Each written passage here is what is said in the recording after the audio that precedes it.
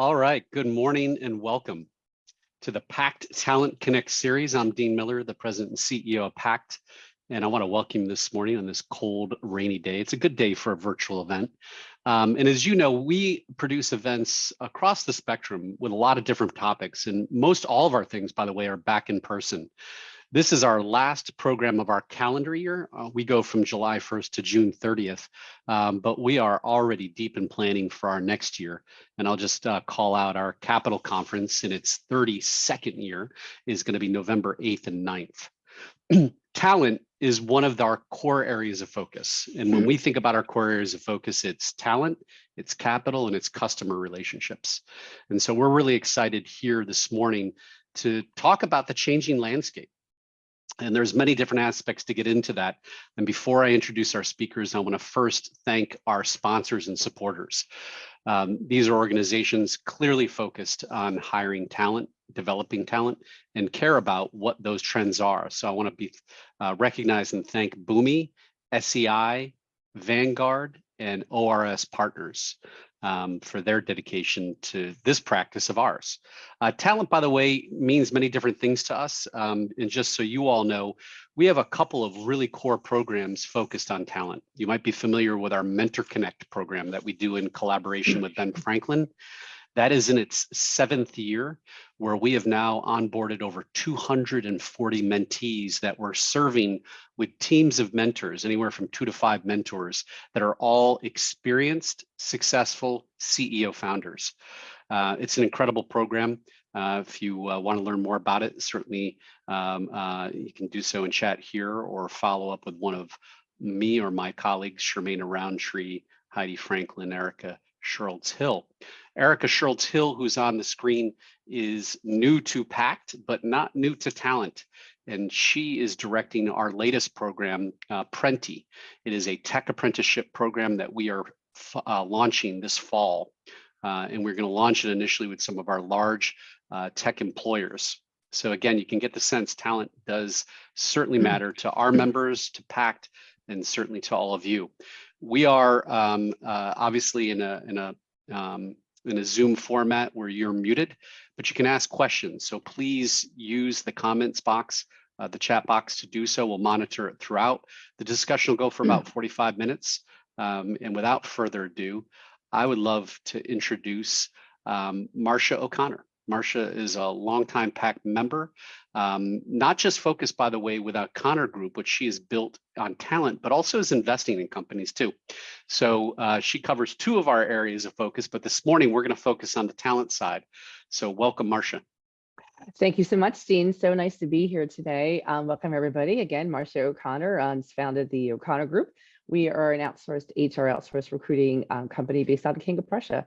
And I'm actually very happy to also introduce my dear friend, client, and friend, Kevin Fox. Good morning, everyone. Appreciate you having me here, Marcia and Dean team. As Marcia mentioned, my name is Kevin Fox. I'm the co-founder and managing partner of the Capstone Group. We are a risk management, insurance brokerage, and employee benefits advisory firm. So talking about our employee benefits division, talent retention is very relevant to us on a daily basis.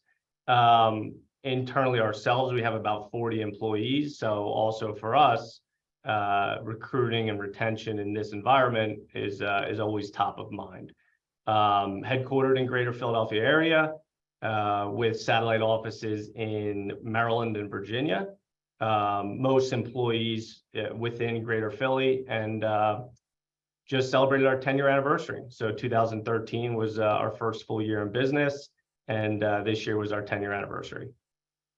Thank you, Kevin. So how we're going to do this today, guys, is really going to be like, think of us as like Kathleen and Hoda, okay? We're going to go back and forth. We're going to ask a lot of questions. You're going to ask those kind of questions, Mel, too. I wanted Kevin on here for like 2 reasons. Not only is he a great client and a dear friend, but, you know, he does about employee benefits and that whole scope.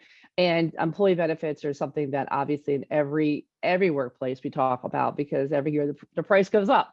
but it's also an indicator of what people are looking for and what makes sense to them. And what are they, I mean, a few years ago, it was everybody had to have this or everybody had to have that. And now it's like the 401k is a big deal. So we're going to talk about those areas, but I also want to talk about real quickly retention and career development for key employees. I think right now people are just, it's in this like limbo land right now, right? And the unemployment is at 3.7. Inflation is still there. I mean, our rates basically didn't change this month. I saw London did change their rates today. So all those things are basically factoring in, should I hire more people? Should I not hire more people? Let me tell you something. The talent industry is still very, very strong. And in the IT world in particular, I think people are definitely getting laid off. That is happening, but they're also getting picked up a lot faster than other verticals, such as like sales or marketing. So it's a win-win there. So, so let's go into that really fast. I've got 3 questions we're going to go over. One's about retention and career development. Second's about employer branding and behavior still matters. And number 3 is returning to the office, that hybrid.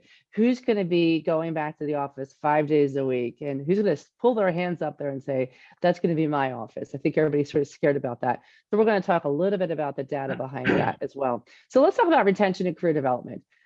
For me, what I am seeing right now, I don't know if you noticed, but PricewaterhouseCoopers just put out a really great survey about people and retention and career development. And what they're saying is like a lot of specialists are actually going to be more equipped than the generalists, meaning people who are more defined in their roles and doing a particular area.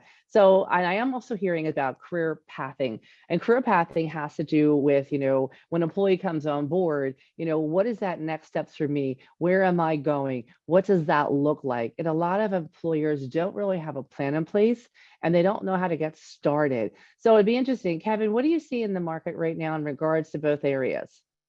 Yeah, I think that the companies that are doing it well, I feel, are the ones that it starts with leadership, right? And not only leadership, but also self-reflection and them truly understanding where they're going as a company, and then being able to articulate that to their team.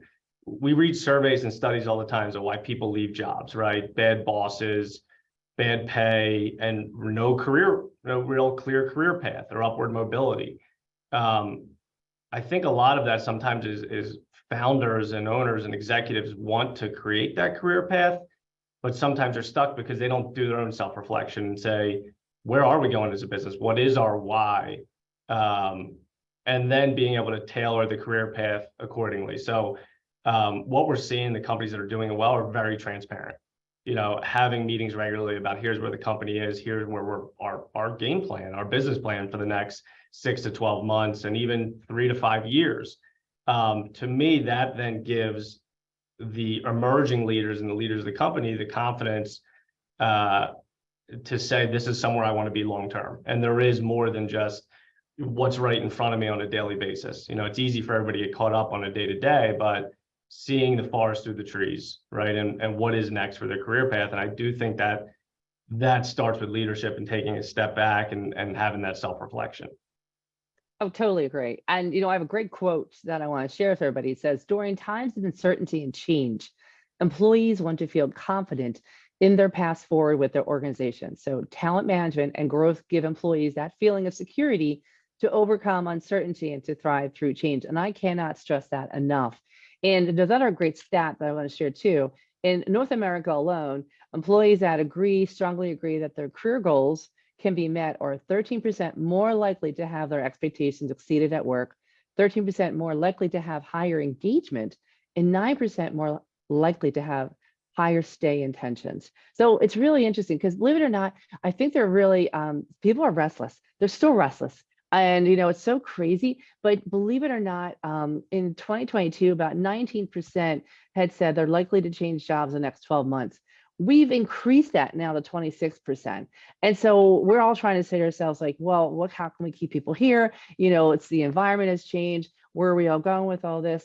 So it's interesting to see what's happening out there. I can tell you right now, career pathing is a hot topic. I do think it's basically communication with your team. I think it's also over communication with your team, being very transparent with them all. So it's interesting. I don't know what's happening out there, but if anybody has any questions on this, that would be great to add them in the chat here so we can talk about that. But I can tell you this isn't going away. I think 3.7 is going to be here for a little bit. I do think a little bit of an increase in the fall, but I could say people are a little hesitant. So as a leader, you're right, Kevin, we have to basically make sure that team is, are you listening to them? Are you really listening to them? Right.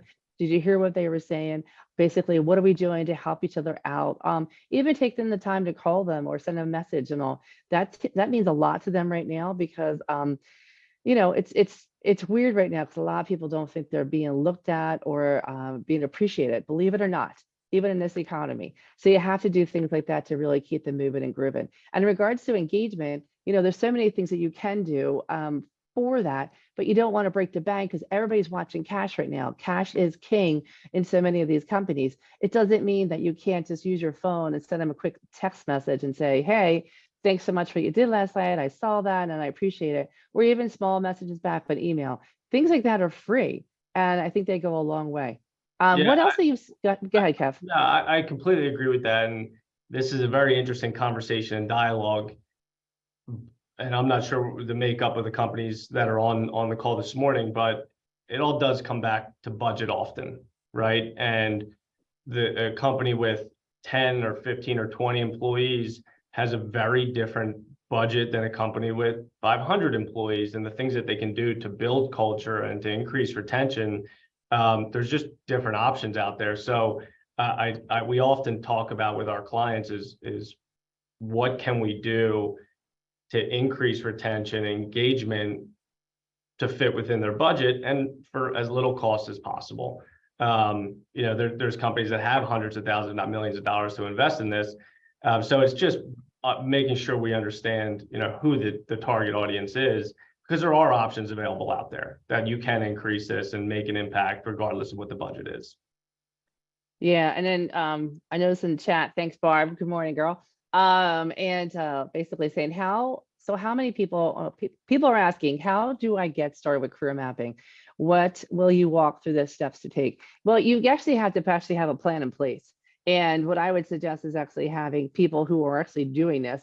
And what we're doing as a company is actually having a career pathing. So for each level that you are, there's actually like, these are the areas what you've had to learn more about. And these are courses that you have to be taking. And this is how we're going to get you there. It used to be, it sounds crazy, but my generation, it was you got into a company and you had to figure it out. Kind of a deal, ask lots of questions and all too. Now they come on board saying, hey, well, how many years do I have to be in this role? How many years do I want to be in this role? Is there a criteria that I have to stay 2 years, or can I be moved up within 6 months? So all those things, and you're a hypo, you're going to move them faster because of that. And you also have to be careful too. If you're a smaller company under 100 employees, you only have so many roles. So you have to be very cautious about that because they're always looking for the next step and you only have so many roles there. So what exactly can you do? Maybe you put a senior role in there instead, instead of moving up to a director role. But you have to have some way for them to jump, to feel as if they're being listened to, they're being challenged, and they're having the training behind it.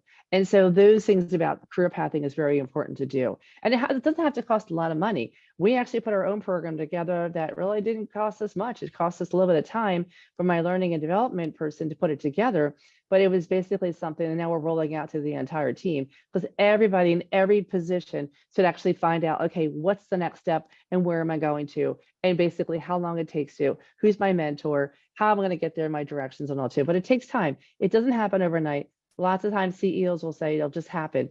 It doesn't just happen. You actually have a plan. You got to have somebody in charge of it and make it happen.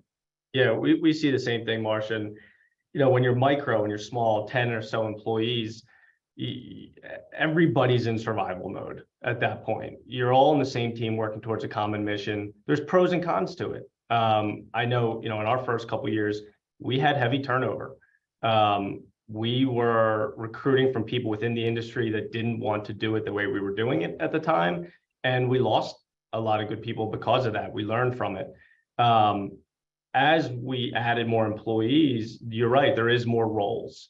And that kind of happened naturally. where you're able to then, it feels like a natural type of, okay, well, there's layers here where we can then, you can see what is next for entry-level employees. Now at around 40 employees, that we're engaging with the O'Connor Group right now to work on pay bands, right? To formalize that, where, right, it has been intuitive and it's been understood, but now to put it on paper and come up, it's not something the executives and owners wanted to take a time out of their weeks and months to work on, but we know we had to do it. So now you have actually a working, living document of, here's where you start in this division, here's what the next steps are with pay bands. It certainly helps put some structure to it. Yeah, it's interesting when you start doing that, and you actually, I think a lot of companies don't do that. And so what happens is at 5 people, it's easy to have salaries and titles, but when you're at 50 people, it's a little complicated. So Yeah. I would highly suggest to employers out there is to try to get that down as quickly as possible, meaning have salary bands and basically have levels for all of your positions and your descriptions, and have job descriptions. By all means, make sure you have that. That's actually very important. And with ChatGPT, you can do it quite easily nowadays, guys, too. So let's move on to number 2. Employer branding and behavior still matters. And so the question came up in regards to flexible schedule, hybrid, company philosophy, inclusive environment, and support for employee development inside and outside of the organization. Why does that still matter so much even more today, Kevin? What do you think?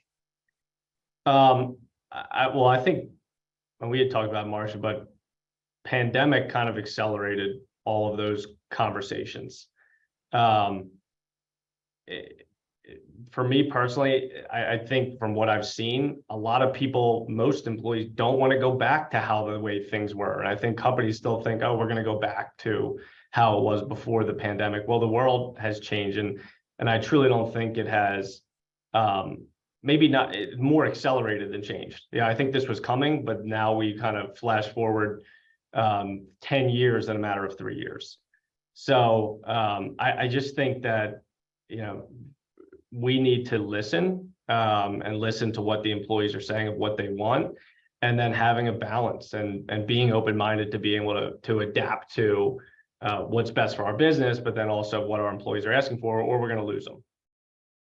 No, absolutely. I think the hybrid thing is a very touchy subject, right? Google just backfired on them, and and getting that whole group. And I also think people should really have like a buddy system. I think people don't realize, and you're starting to see this because you do benefits, and depression is kicking in for a lot of people who have been constantly at home, and they don't even realize it sometimes, but you're starting to see it when you get on Zooms and people don't show their faces, and they don't feel as involved, or they're not on board like they usually are because they haven't been around that water cooler. So I think people are doing different things. Like we're trying to get people in like once or twice a week, not mandatory. It's more of like collaboration. And so what I do find is like when I actually have a lunch at a restaurant, I have everybody show up. Whereas if I have crockpot lunches in the summertime, which they do work, people, crockpot lunches are very successful. We will probably still get like 10 to 15, but we'll still get double, when I have a nice lunch that we took them to instead. So it's interesting how people react to certain things. But I think you have to be creative out of the box. And I don't know about you, but we've been very fortunate to win a lot of awards over the past few years. And I think one of the things is that we spent so much time planning all of this stuff. And that is key. I think a lot of people will be like, oh, what are we going to do next month? I'm like, no. I really think if it's on the calendar ahead of time and you're talking about it and you're adding part of your company newsletter and all too, people really feel like they're involved, and people feel like, that they're included. And I think that's really, really important. But don't take it for granted. I just had a person, leave my team and go to a client. And listen, I have a lot of people that have gone to clients. We're in consulting. It's not for everybody, and I get it. But the number one thing they said to me, which I was shocked about, was the fact that I didn't feel appreciated. And I nearly lost it. I was about to cry because I spent so much time on that with this team that, you figure like, here I am thinking that I'm doing everything possible and all these events and the call outs and the reach outs and everything else. And guess what, guys? It still might not be enough. Yep. And that is just a little frustrating, I think, as an employer. But you know what? You live from it, you grow from it, you move on from it. And you just basically say, okay, learning lesson. Don't assume. and you have to make sure that you have a plan of action to make sure everybody's taken care of. Now, Yeah. how about Kevin in your end? Because you work with benefits, and Yeah. I'm sure you're starting to hear different benefits that are happening that people are more interested than they were last year. Yeah, well, you hit the nail on the head. I mean, mental health and mental well-being have been on the forefront for the last couple of years, and employers asking all the time, like, what can we do? What else is out there? And this does go back to the budget conversation, right? There are certain mental health benefits. There's a ton of mental health benefits that companies can implement if they want to put a budget behind it. More importantly for us, it's what can we do to help those companies that don't have the budget to put behind it? There's a couple different, and it's not even mental health, but just wellness in general. So there's ways that we've been able to partner and leverage our partners in the mental health and organizational well-being community.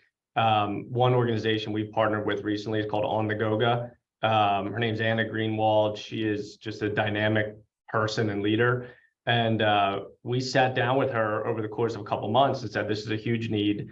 What can we do to offer mental health and well-being benefits to our groups that don't have the budgets, that are under 100 employees?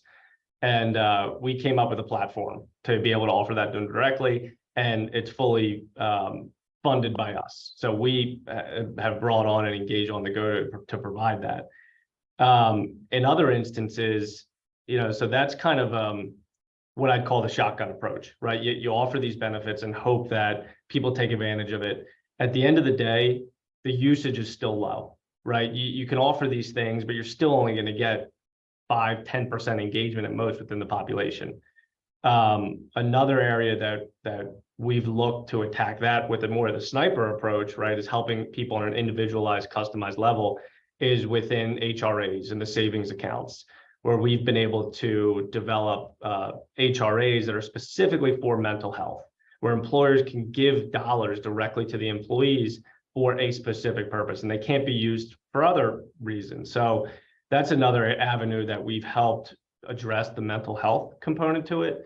But yeah, that's been on the forefront, Marcia. And really at the end of it, like, we kept coming back to budgets, right? I mean, all companies over the last 4 or 5 years, because of this war on talent, have had to beef up their benefits, higher contributions, adding these type of savings accounts. But the cost of healthcare in this country has outpaced wage growth, right? It has outpaced inflation. I mean, for a single person, it could be up to $10,000 a year. For a family, $20,000 to $30,000 a year. I mean, it's crazy what these healthcare costs are. So I also understand it's a struggle for companies just to be able to keep up with those contributions to keep employees happy.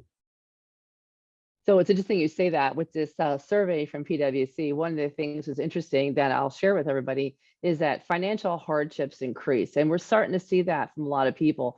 14% of employees around the world struggle to pay bills every month. And another 42% say once they cover their expenses, they have little or nothing left over, up from 37% in 2022.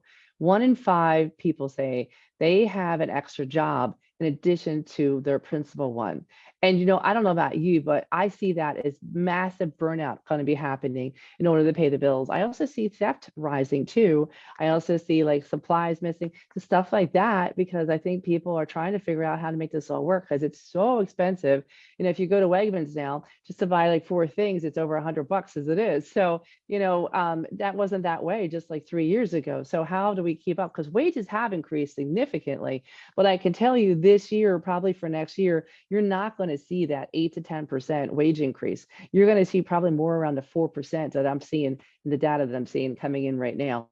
So I like, where do you spend that time on? Do you spend it on the benefits? Do you spend it on this? Do you spend it on food and food prices? I mean, the eggs, dear Lord, I want to have my own chicken farm now because of how expensive eggs are. It's like incredible. So how do you keep up with all that, and keep your team happy and manage it? It's a fine balance. And I think also too, we're going through a lot of change right now. It is a constant flux of change. And I think we're all feeling it because we all liked to know what's happening every day. We like the birds chirping. We like our paper in the morning. We like, well, my husband does.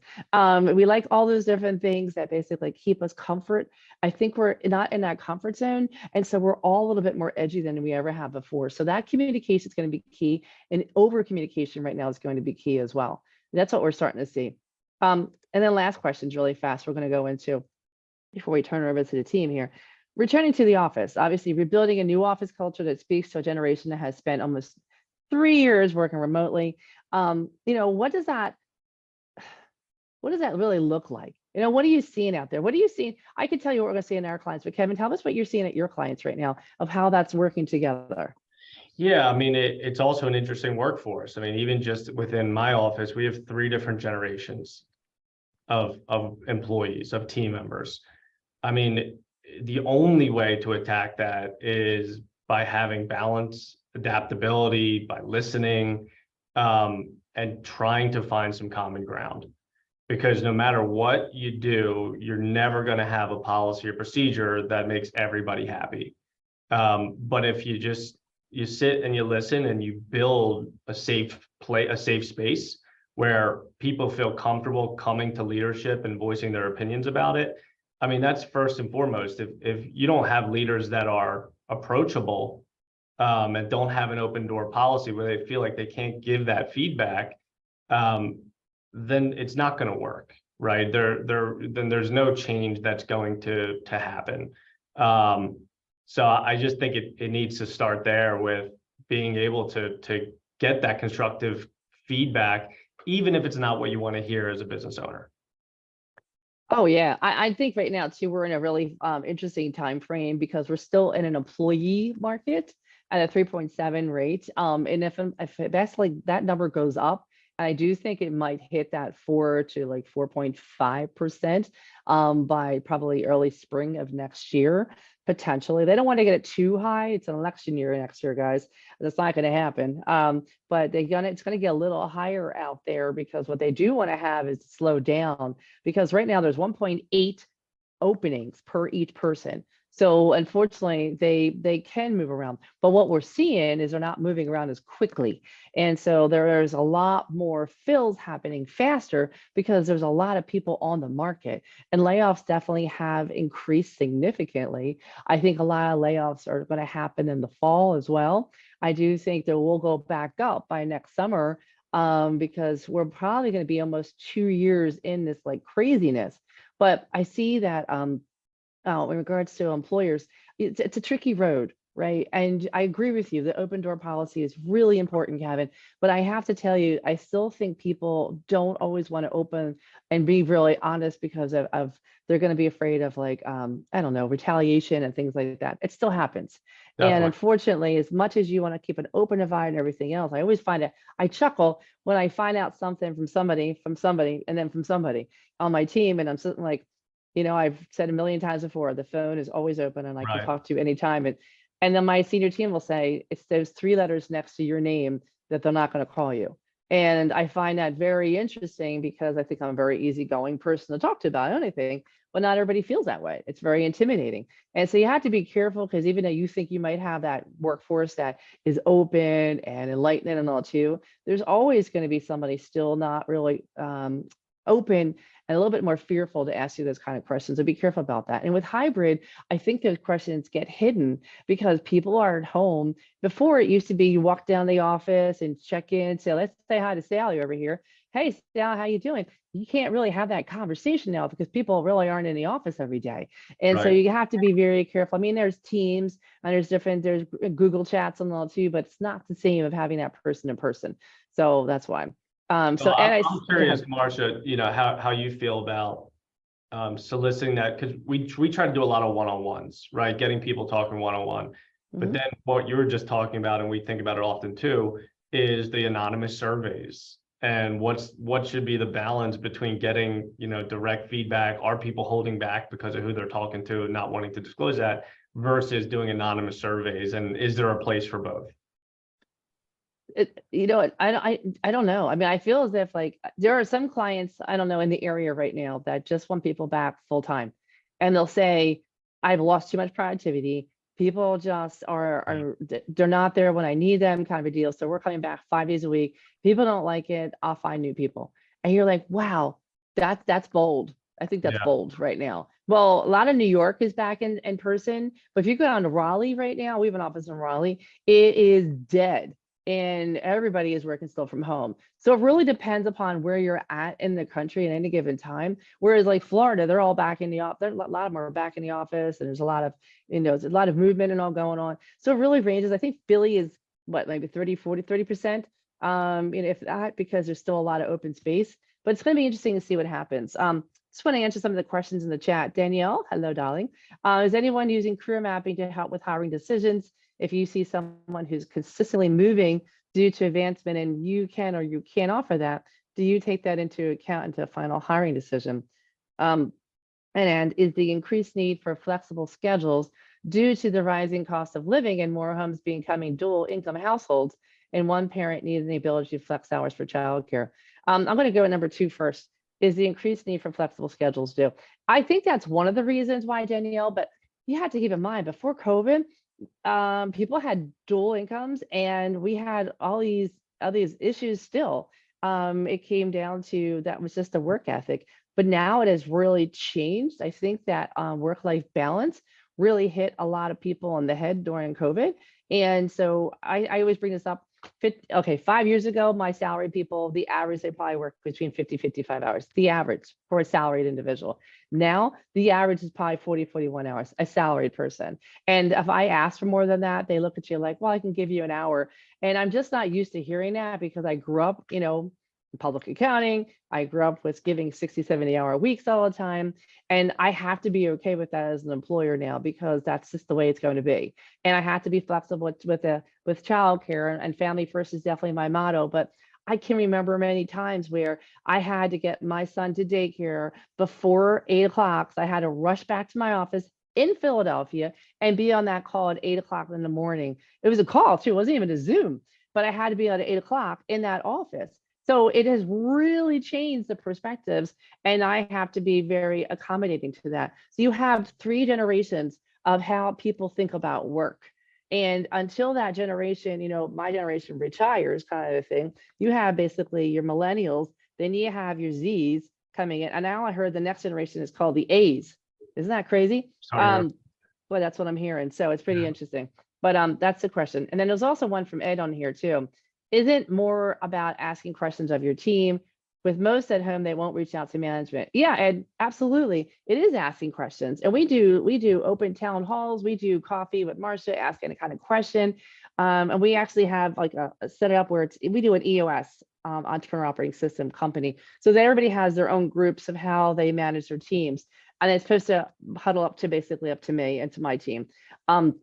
As much as we try to do that, for the most part it works, but I would say, they still don't ask the questions. And sometimes I'll hear out through the grapevine, unfortunately, which is really, really interesting. How about you, Kev? Yeah. No matter how much you try to have that open dialogue, there's always things that won't be said in a group forum, right? That need to be said either anonymously or one-on-one.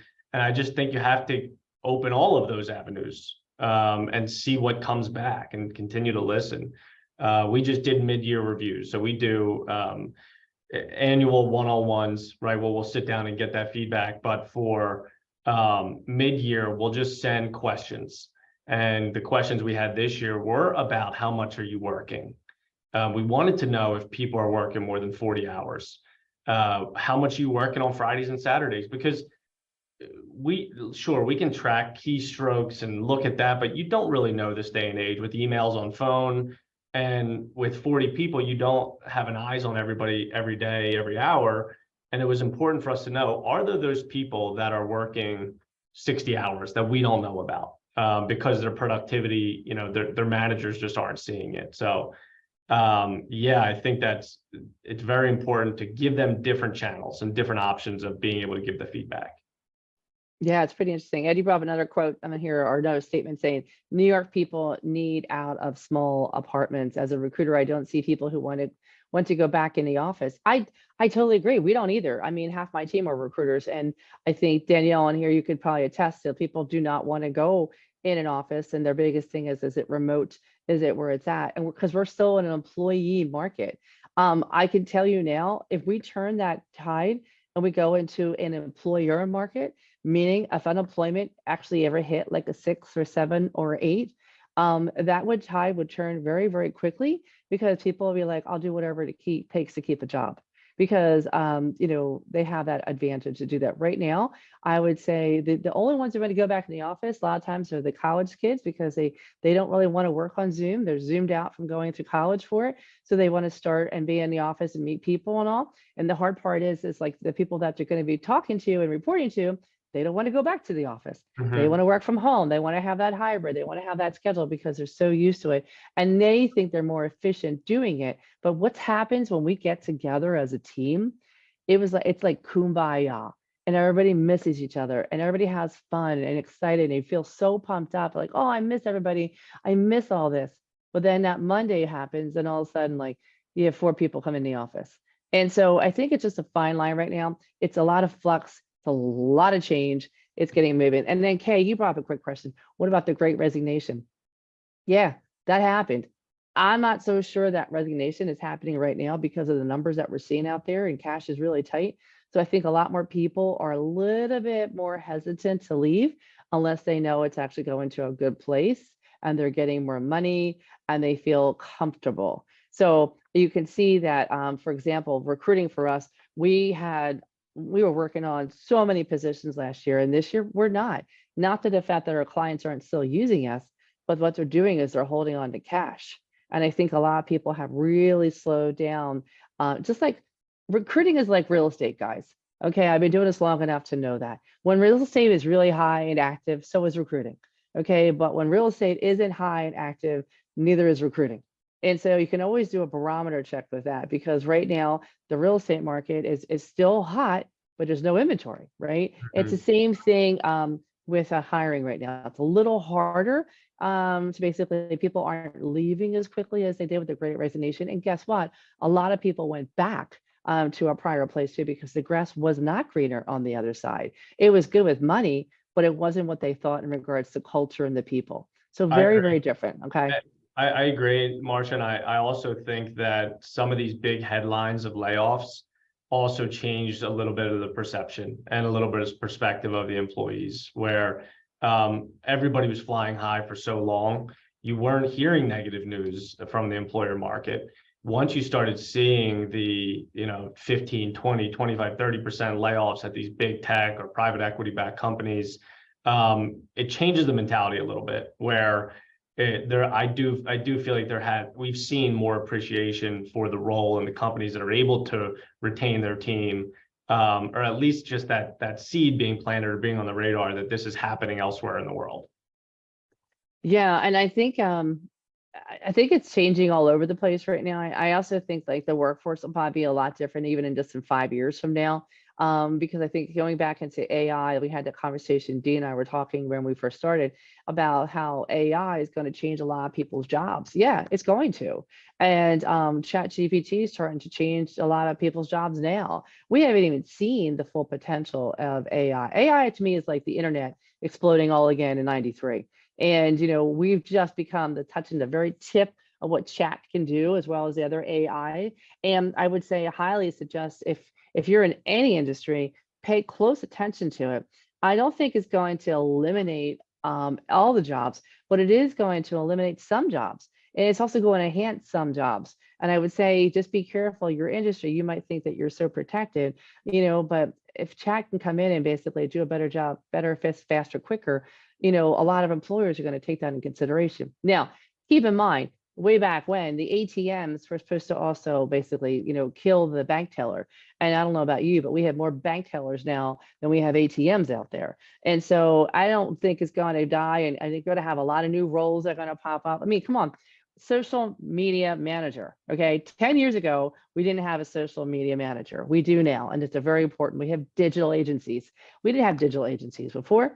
So all these new jobs are going to pop up because of all that. So I would just say be very careful with your team, be very careful with your company to make sure that you're on top of that, and even have maybe even a group of people that are investigating and doing research about how that chat GPI and AI is going to impact your company.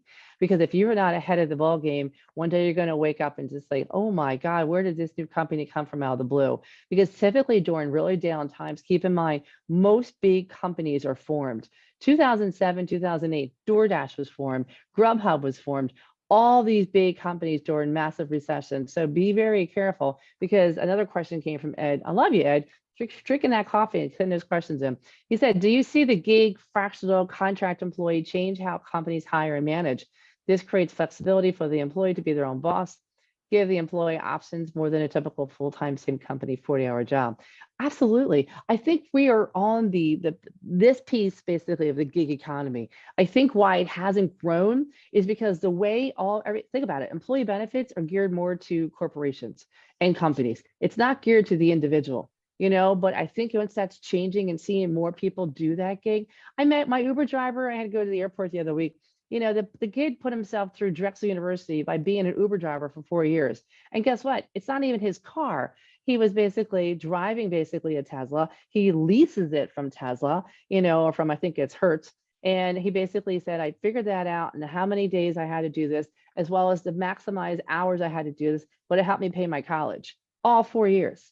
So if people are thinking that way and using that, and it's out there, I think the kids today are a lot smarter than we think. We need to be very careful about that, because I think you can lose somebody that has, I'm going to do these 3 different jobs instead because it manages my time.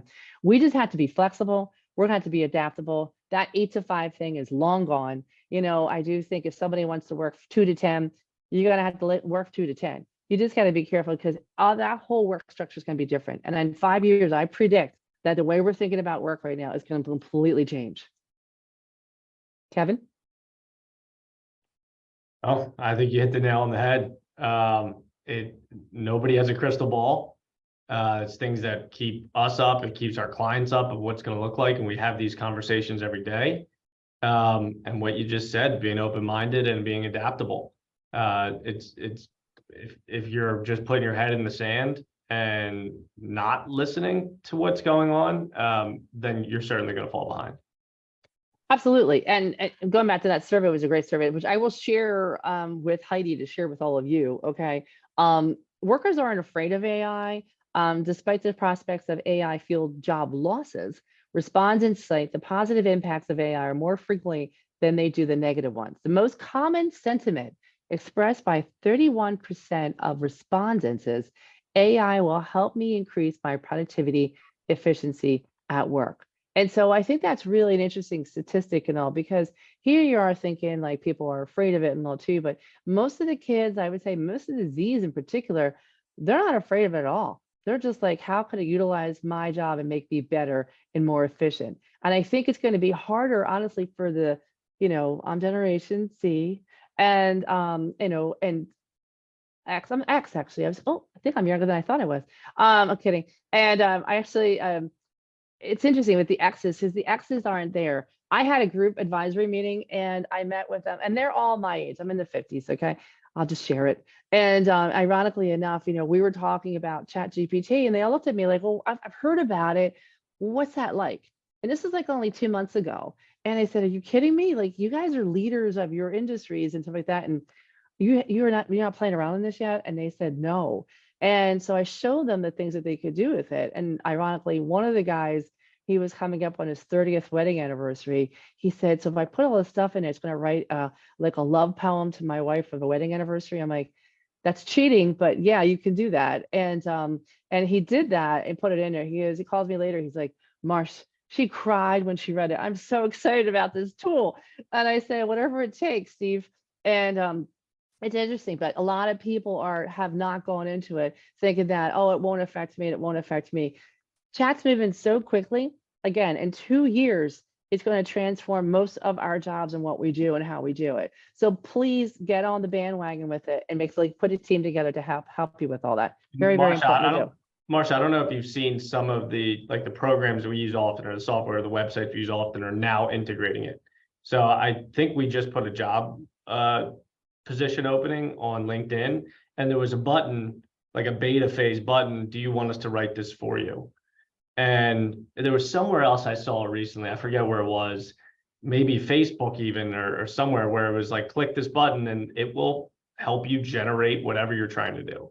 So they are integrating quickly now.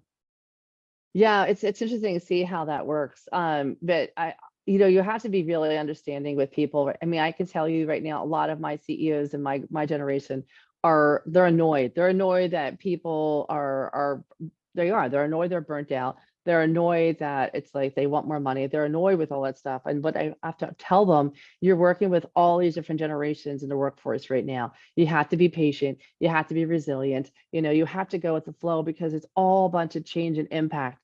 And it's still not the best news on the news every single night. So you have to keep in mind it's also helping, their mental health as well is really important. So I think you have to do that. There's so many things and topics we could talk about today. I think it's really important just to make sure that, you do like a culture inventory. And in regards to what that means is basically, ask people, what's going on, or have a Q&A with your team and really open up. We do them every quarter. We call it town halls, and the town halls are really fun. We get like a theme behind it. We get dressed up, and it's Zoom, people. So you can only do so much on Zoom, but it is pretty funny of the backdrops that you see when they have all these theme behind it. But I'm really very clear about how we are as a company and where we're going and the impact behind it and how these numbers affect this company. And I think that transparency really helps a lot of my people sleep better at night. But it's funny, here I am thinking I'm doing everything. And then when somebody leaves, it's like a spear in the heart, but it feels as if like, I guess I'm not doing enough. And so you're constantly torturing. I'm always torturing myself. I'm like, am I doing enough to help the company become more efficient? I could tell you too, in the IT sector in particular, we're still going to see some more layoffs, guys, I think in the fall and coming up, especially the end of this year, beginning of next year. But the good thing about IT, it's about an average of 90 days before they get their next role. So they're very fortunate, because that IT is still needed out there in that development. And so you have very transferable skills that they can train you different areas. So that's a plus out there. But I do think we're still going to go into a higher unemployment by year end, not too much more, but maybe hitting 4. And that makes it a little bit more complicated. We'd have to be careful too about employers getting too nervous, and they might get stressed out. So they might do things of like, we're coming back in the office real quickly. So hopefully their HR person is coaching them not to do that. And so it's different things like that happening out there right now. Kevin, in regards to some of your clients right now, do you see them growing rapidly right now, or is it more pulling back and just holding on to the bank account right now? It's interesting. It's been an interesting shift over the past 24 months. So just to put some context behind it, we probably manage 175 employer groups in the greater Philadelphia area. A large chunk of those, sorry, my automatic light went off. A large chunk of those are in the tech space, are private equity backed, high growth. Those ones were flying high for a number of years, to the point where they might have started with us with 50 employees and at their height became 500 employees. And we rode that wave with them. I mean, we implemented basically doing open enrollment meetings every month for a new swath of employees that were coming in. We would do new open enrollment meetings and train them. That has slowed down. That has come to a halt, where you're seeing way more layoffs with those in those certain sectors over the past, even 12 months, and continuing to do so. I mean, we have companies that are saying, hey, we're having another round of layoffs in the next 6 months. So they're projecting even more for 2023. But we are seeing other industries growing. I mean, we're somewhat industry agnostic. Yeah, we have a large focus within tech, but we have manufacturing, we have construction, engineering, government contracting. I mean, they're starting to spike up. And they're starting to hire, where during that period where they weren't growing as quickly, now in different sectors they are. And maybe they are recruiting some of those individuals that were laid off from tech companies and bringing them into tech roles within non-tech organizations. So they're helping offset losses that we're seeing in other groups. But yeah, the tech sector is certainly continuing with the layoffs. Yeah, it is happening, but it's funny. Ed, you gave me some good questions in here. Um, yes, it is about communication, two-way communications. The tools have changed, the people have changed, locations have changed, but so good companies listen, communicate, adjust. There's a really good article about CHROs and what the new CHRO is going to look like. And I always laugh because they always put it back on HR. And they said, the HR, CHRO, their main job is to listen and make things happen. And I said, well, that's great, but it's also the CEO's job to Correct. listen and make things happen. And they can't rely just to make sure, well, it's the HR that has to take the culture, the HR person. If it doesn't start at the top, it won't happen at all.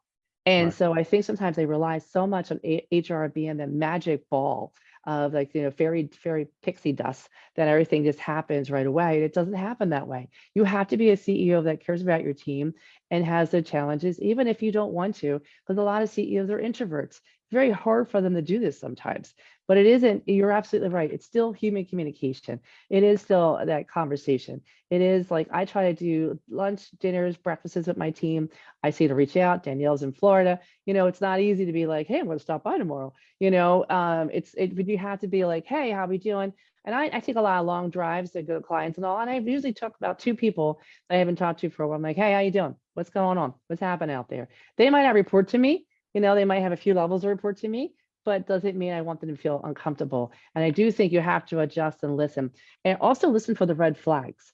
The Yeah. red flags are very, very important. And the red flags are not getting back to you quickly on an email that they're used to. The red flag is you're seeing them like, clocking in sometimes, they clock in a little later. What's going on with that? You see they don't answer back, or you see them basically don't want to show their face on a Zoom or something. These are all red flags. You want to make sure like, okay, did someone check in with that person? Why didn't that person get back to me? It's not like them at all. All those patterns that you're used to seeing, or like quick, fast email getting back to you instead of saying, hey, how was your weekend and all too? They're red flags that you should really take a count on. Just don't assume like, oh, I'm so busy. I'm like, no, no, no.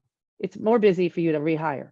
So keep that in mind. Okay. Yeah, I think that's a great point. I mean, it's very easy for owners and executives to be so focused on other things and ignore those red flags. To be able to call it out and to address it, it's harder. It's not taking the path of least resistance. It's actually harder than to take time out of your day and address it. But if you don't, and you just mentioned it, but the metric we talk about all the time is the cost to replace a key employee, where that could be 50% to 200% of their annual salary just to replace them, not even to go hire somebody else, but just the cost to the company. So we'd much rather spend those dollars and that time to retain them than we would to have to go and spend that time and money to replace them. Yeah, and I think people don't always realize that. Now, listen, we're all tired, we're all exhausted, and I get it. And then you have the 4-day work week, and employers are like, how's that going to happen? How do I get my work done that way? And you just have to be empathetic, and you're going to have to basically just care and be patient out there because we're all going through this change. We're all going through all these amazing things that are happening in our lives and all. But I would say, the best employers right now are really doing that. The best employer, it's not about the foosball in the room. It's not about having plants in the office. I mean, as things are great, it comes down to people. If you don't take care of the people and listen to them, take good care of them, make them feel appreciated, it's a lot of work on the CEO. It's a lot of work on everybody, actually. All the managers and all too. A lot of first-time managers are really having a hard time because they never done it before. And now they're doing it mostly through hybrid. Really difficult to do. And so be patient with everybody right now too, but be realistic and just say thank you. I think that word thank you is definitely not used enough. And it's so simple to say and so simple to do. I still send out birthday cards for my team. I still send anniversary cards and I write them. I put a little card in there just saying thanks for everything that you do. And yeah, sometimes I have 15 people in a month I got to get them out to, but I do it because I care about my team. Now, if I hit 500 people one day, can I do it? I'm going to try, but it's going to get harder. But the idea is that I care about them, and you have to really show it and make it move, and everything will work. But you know what? Just be kind, guys. There's a lot of change happening. Our jobs are changing. Things are changing. Be ahead of the curve. Know what you're doing. and basically, stick with people who are understanding and go to these development groups. PACT is a great group to get involved with and really stay on top of and learn what's happening. And just everybody on this group here, you should be communicating and connecting right now on Zoom and just being like, hey, great to see you on this Zoom this morning, and I'll stay in touch. And if you ever have any questions, reach out to these people like, hey, I have this problem. What do you think?